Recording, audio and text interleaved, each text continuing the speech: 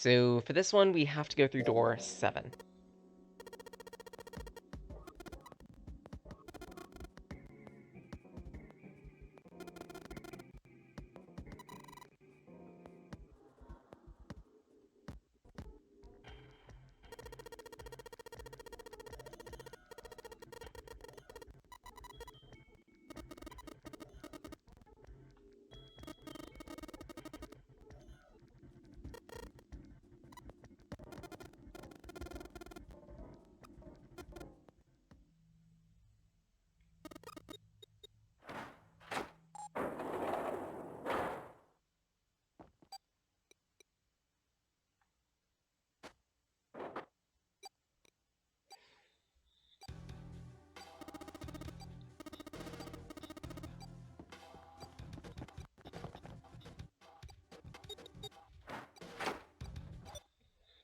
I believe we have enough time to do this one room, but I'll probably be taking care of my outro in between.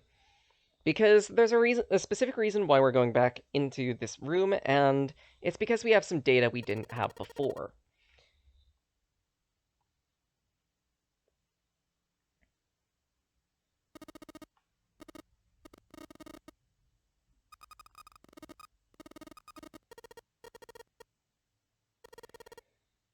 So, to everyone who's dropped by, thank you so much. I appreciate the support I get with these streams. Feel free to stick around so you can get some extra Fracturia, because we plan to raid someone after this. You can usually find me doing things for streaming things Friday and Saturday, 8 a.m. to noon. And I want to double check my calendar to make sure that, like... I don't fully remember if next week was the week where I have to do only... Yeah. So, by the look of it, next week is going to be a bit of an annoying one, because I need to do some mandatory work training for, like, for, like, a CPR and another medical license, essentially. As a result, we're only going to be streaming on the Saturday, likely, and it's going to be full variety. Both times. In other words, this project is taking a short 2-week hiatus. But don't worry, we're going to be coming back to it.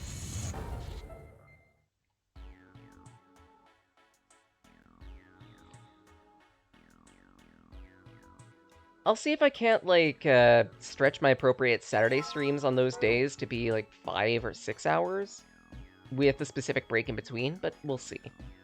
No promises. But again, usually I stream Fridays and Saturdays, 8 a.m. to noon.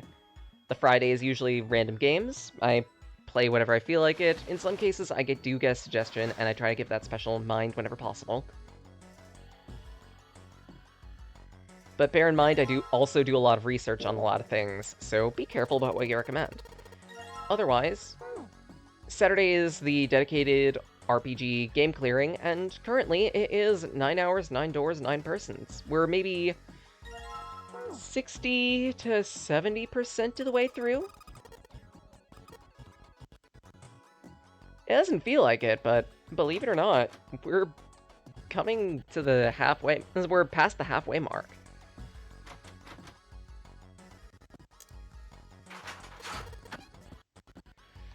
If at any point you miss any of these streams and want to catch up, don't worry, they stay up on Twitch for a couple weeks. We then chunk them down into sections and port them over to the YouTube end.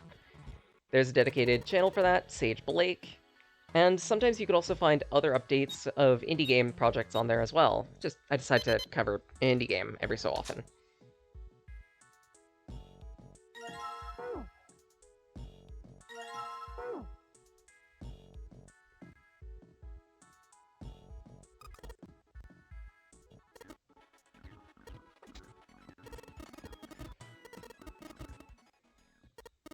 Additionally, we also have our own dedicated Discord. At any point, you could type in !Discord into the chat, get a free link to that. Or there's also just a free link hanging around my Twitter and also my Twitch channel as well. We do occasional We do occasional community nights every so often. I want to get into the habit. It's gonna take a bit of time to properly do that type of thing, but bear in mind.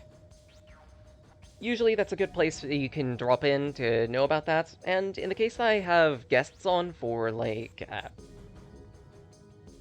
the variety days, usually that's a good place too. It's also good just to hang out with people sometimes. But more pressingly, 7... Do you know something about Ice 9? Ice 9?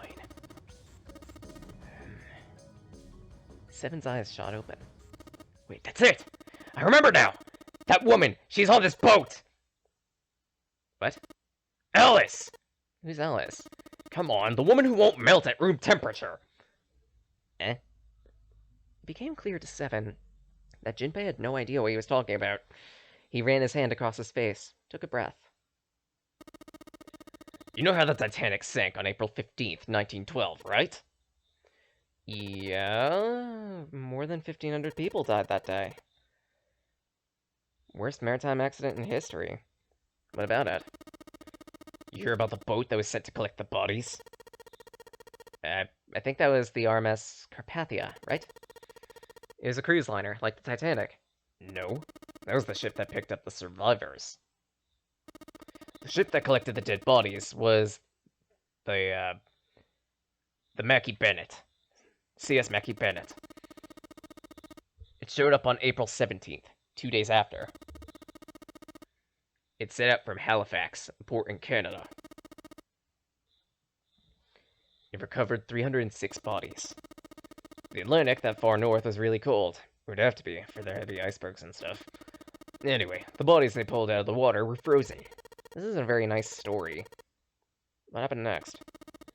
They say the Mackie Bennett recovered something more than just dead bodies. There are various bits of stuff floating around the water. Things the drowned carried with them, or stuff dislodged as the ship sank. One of the things they found was a coffin. A coffin? Yeah, wooden one. The craftsman who made it must have been pretty skilled. It wasn't just a wooden coffin, it was all wood. No nails, reinforcements, and no gaps in the wood either. Airtight. The crew got pretty curious about what might be inside and opened it. They had to get a wedge and a hammer open. They had to get a wedge and hammer it open. It was so well made. Inside, they found a woman. Or I guess you could say, the dead body of a woman. Hair thick and black, skin deep brown. No signs of age or decomposition. They say she looked gorgeous, like a goddess. She was obviously dead, but everyone who looked at her said she just looked like she was sleeping. Her skin was so lifelike, she looked like she might wake up any moment. But she didn't. Like the rest of the bodies, she was frozen solid. Eventually, the Mackie Bennett finished the search and returned to Halifax. The 306 bodies were unloaded and taken ashore, but it was warm enough they began to melt. They say the stink was horrible. But there was one body that didn't thaw. The girl in a coffin. That's right. Everybody thought for sure that she'd melt and start to rot like the rest of them. Everyone thought she'd melt and start to rot like the rest of them. But weeks passed. Nothing happened. Then a month. Another 2 months. And it was summer, and she was still frozen. People started to say she was some sort of miracle. Rumors about the girl spread, and people came to Halifax from all over. People started to call her All Ice. Alice. Of course, those rumors didn't last long. She up and disappeared one night. One day there, next, she wasn't. They say someone snuck into where they were keeping her and stole the body. With the body gone, the rumors followed pretty quick. After a while, no one remembered her. You might be able to find something about her if you could find a newspaper from back then, but, that's about it. Wait, you just said she was on this boat. Yeah, I did. Alice has gotta be somewhere on this ship. Why the hell would you say something like that? Because I know. Oh, sure, and what is it do you know? What happened to Alice after she was stolen? Jinpei gulped. Okay. Tell me. What happened to Alice?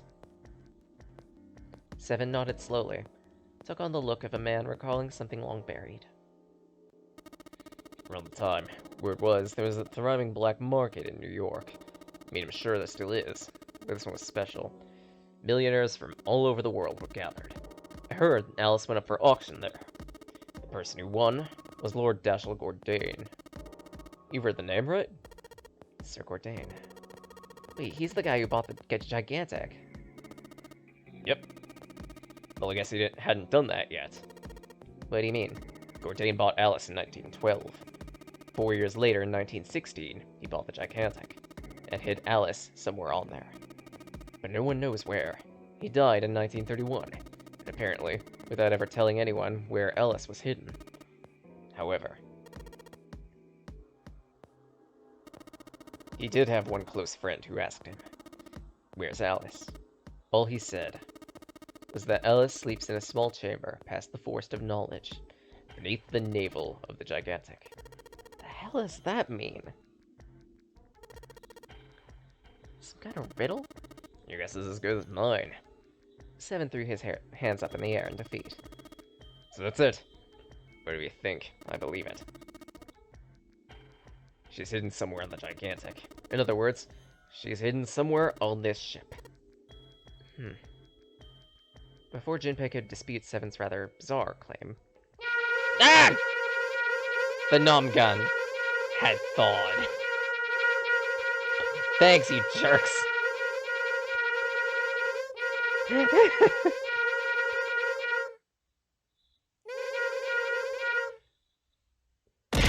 Ugh! Ow! They're everywhere. They're breeding. God damn it.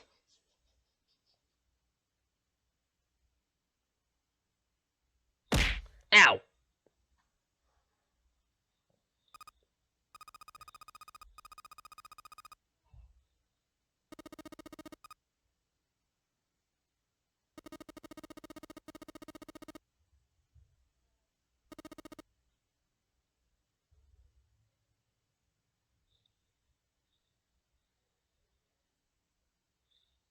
He tried to remember what Jane had told earlier. That mummy wasn't just a normal mummy. They say that she was frozen. The story says that from the time of its discovery all the way through to when it got put on the Titanic.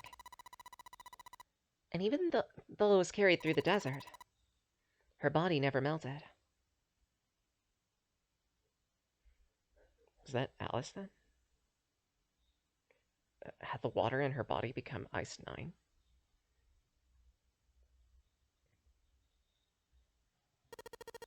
That's nuts. There's no way somebody like that could exist. Jinpei shook his head, trying desperately to clear it, and followed behind Seven and Clover.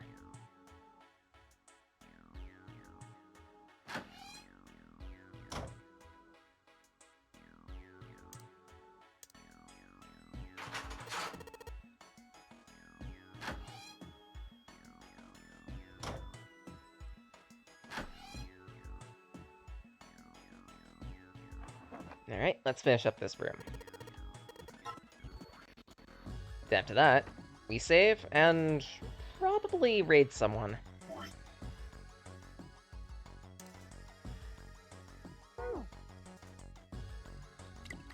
Much as I love Proxy and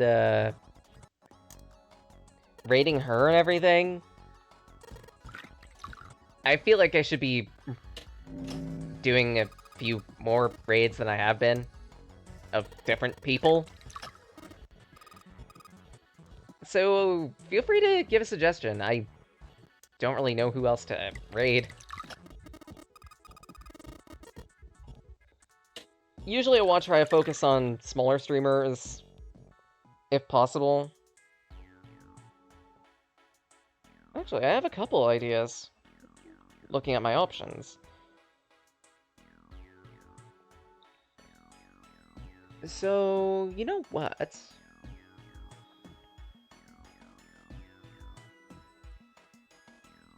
Do we raid someone playing 2 Fort or the new TMNT game? Sorry, Team Fortress 2. Blurk. Oh, Tunic. That's also a good option. Tikri is also a good option.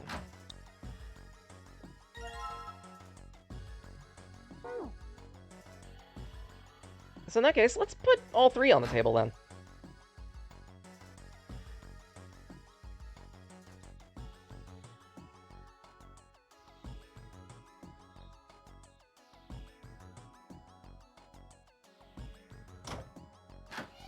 Ah, crap. Okay, so I've got everything for the body.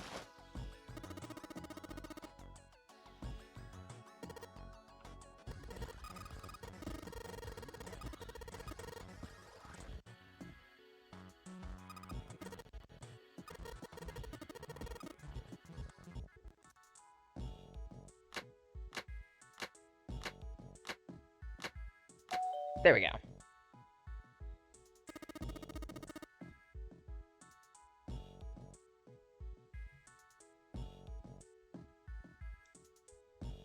You know what? Sure, let's raid Tikri.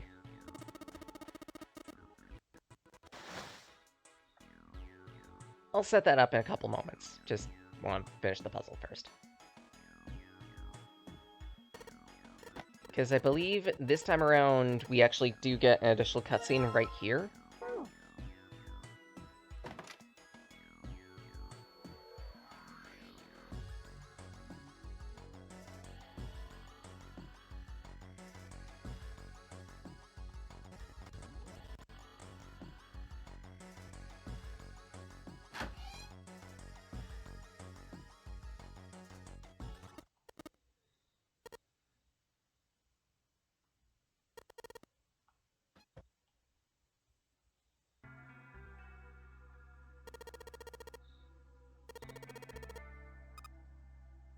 What's up, Clover? If you hadn't been standing up and breathing, Junpei might have thought she was dead. What are you doing? Did you want to come back here to say goodbye to Dawn? Wasn't the best joke, but it was something to lighten the mood. Clover, can you hear me?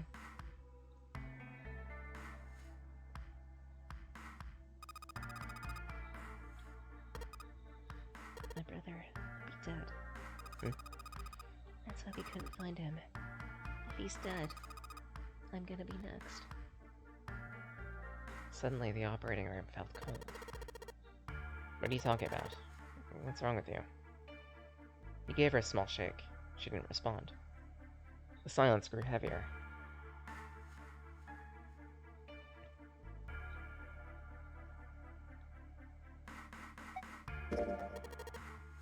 Oh, right.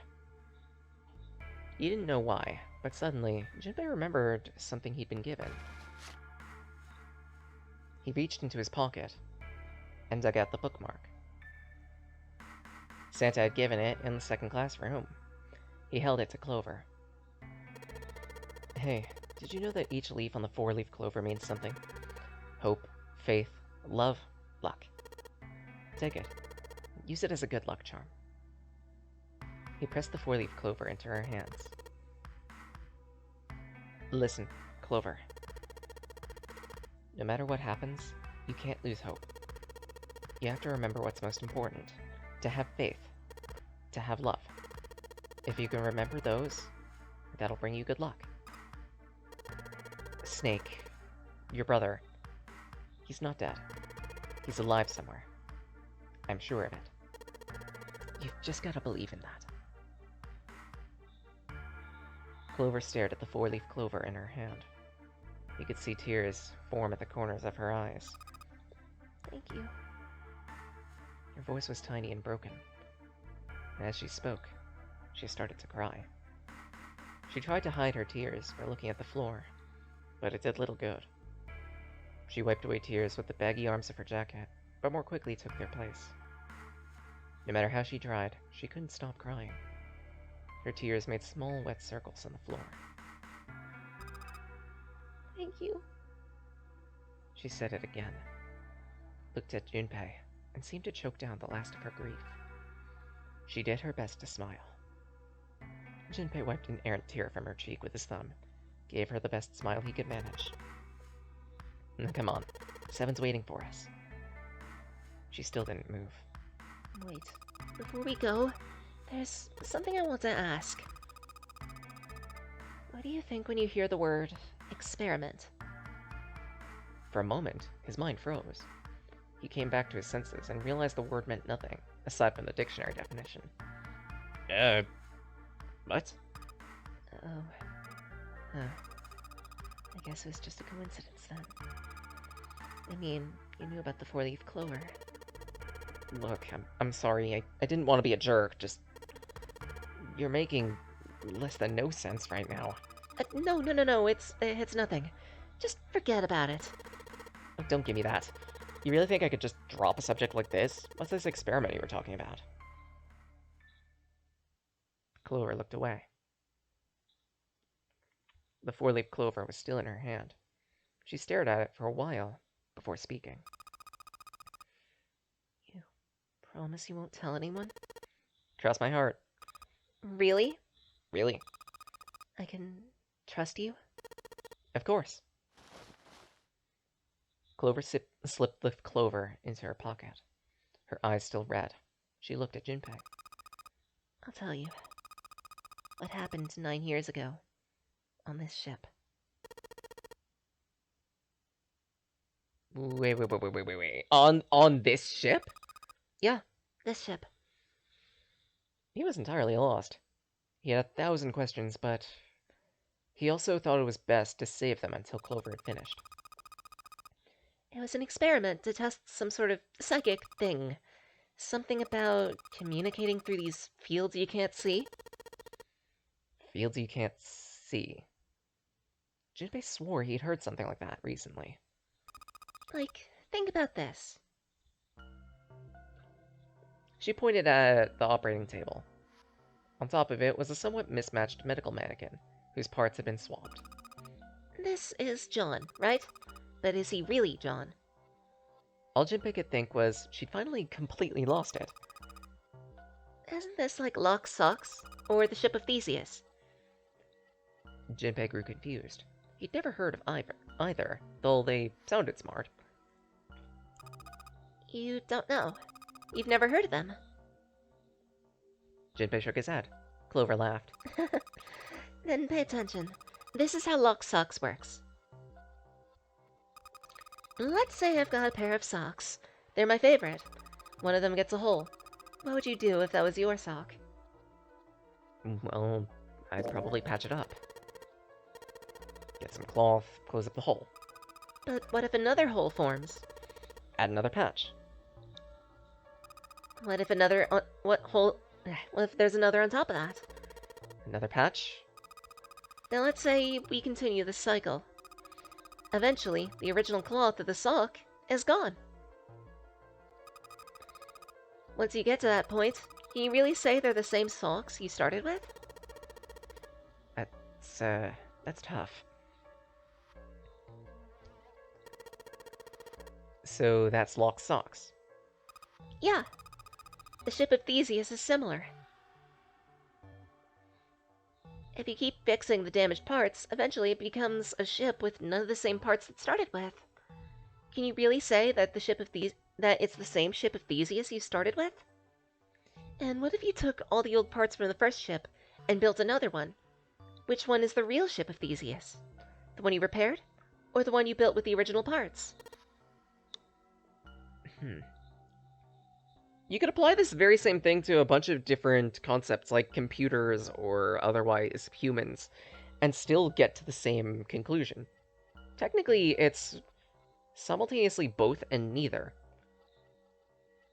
Because in the original concept, even if you've replaced all the parts, it's still taking the same similar shape as the original item, so you could still call it your original item.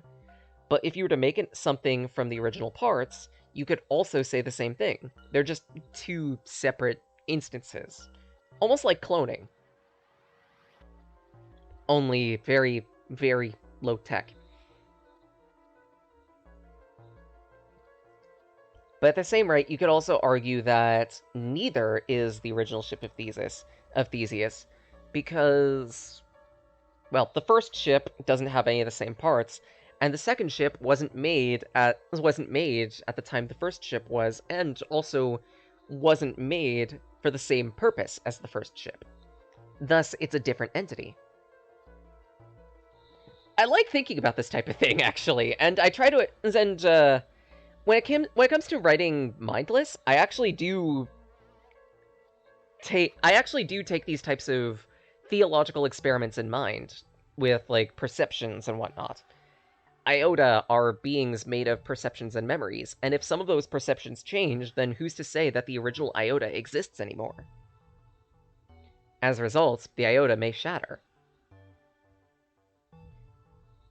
Yeah, sure, they're identical ships, and it can be argued that both are the ship of Theseus, but by the same respect, since they're only part, it can also be argued that neither is the ship of Theseus anymore. Specifically because each of them has something the other lacks.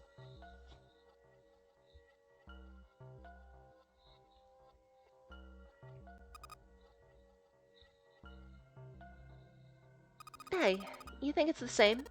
What's the same? These guys. Is this John, or is it Lucy?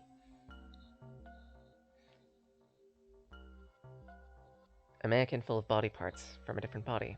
Clover is right. It is like Loxodon and the ship of Theseus. The part of the body that holds a person's identity is the head. Of course, for many hundreds of years, conventional wisdom has held that a man's identity resided in their heart, or any of a number of internal organs.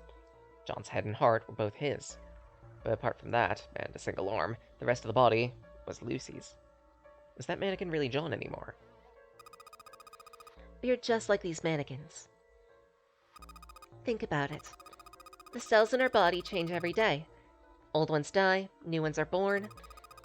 Maybe part of my arm is made of stuff from a fish I ate once. Or maybe a part of your right side is made from a cow you ate. If you take it a little further, those cows and fish are made from something else too, right? That's how we're all connected, through fields that can't be seen with the naked eye. The silence was broken by Seven. Hey! What's taking you so long? Seven's head appeared in the doorway. He wasn't happy. How long are you gonna make me wait? We don't have time to screw around. Junpei and Clover looked at each other. Clover looked at Junpei as if to say there was more she wanted to tell him, but shook her head. Whatever she had to say, she didn't want to tell it in front of Seven. Seven seemed to catch on. Oh? And what were you two doing? Was this some sort of secret meeting? No, it wasn't. We were just playing with the mannequins. Let's go, Junpei. Moving a little too fast to be entirely innocent, Clover headed to the stairs. Seven stared at her, then turned to Junpei with an amused expression. Playing with mannequins, eh? Knew you were into that kind of thing, Junpei. Shut up. You're a dick.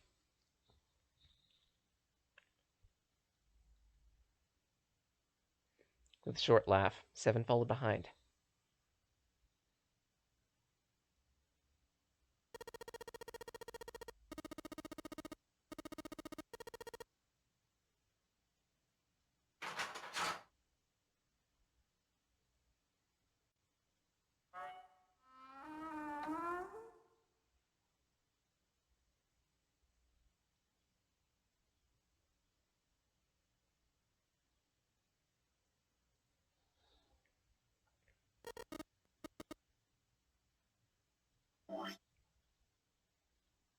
Shoot, I skipped over a few words. I could have sworn there was like a log. Oh well. You're so serious, you know? Can't you sound more happy? You know, get a little excited. Not really. Junpei turned away from Seven, took his first step down the hall.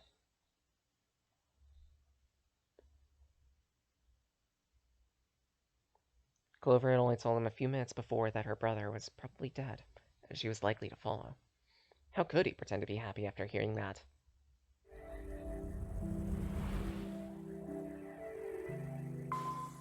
We'll explore this plot thread, though, in 3 weeks.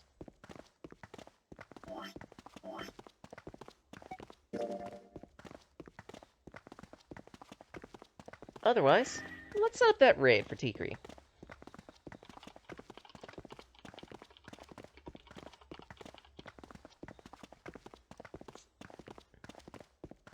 Good to make sure that they're still going.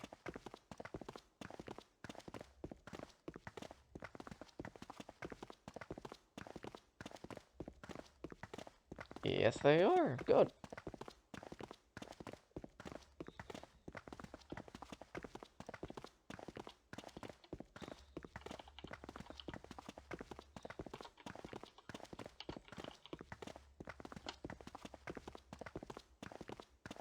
And as for a raid message,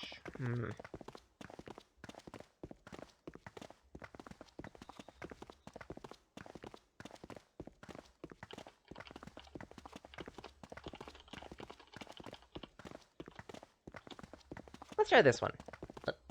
Bit of Ice 9 for your drink. Feel free to decorate it with whatever emotes you want. If you want to rent some of ours, feel free to as well. But otherwise, I think this is about a good place to stop and return to my void. People count on me, and I've got to keep going. Stay safe, stay cool, and most importantly, eat something tasty. Y'all deserve it. Then again, Talakitna.